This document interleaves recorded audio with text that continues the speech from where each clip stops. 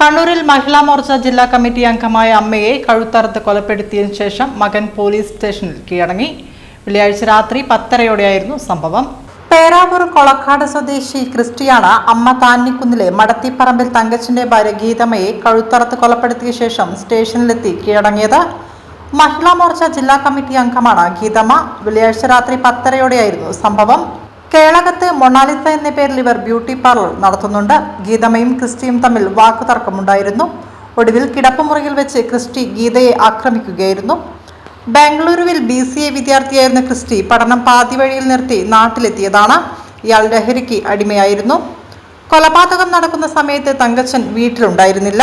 കൊലയ്ക്ക് ശേഷം വീട്ടിൽ തങ്ങിയ ക്രിസ്റ്റി പിന്നീട് സമീപവാസിയായ യുവാവിനെ വിളിച്ചു വരുത്തുകയും അയാളുടെ സ്കൂട്ടറിൽ കേളകം പോലീസ് സ്റ്റേഷനിലെത്തി കീഴടങ്ങുകയുമായിരുന്നു. പോലീസ് എത്തിയാണ് ഗീതമ്മയെ ആശുപത്രിയിലേക്ക് മാറ്റിയത്. ഇവരുടെ മൃതദേഹം പേരാവൂർ താലൂക്ക് ആശുപത്രിയിലേക്ക് മാറ്റി.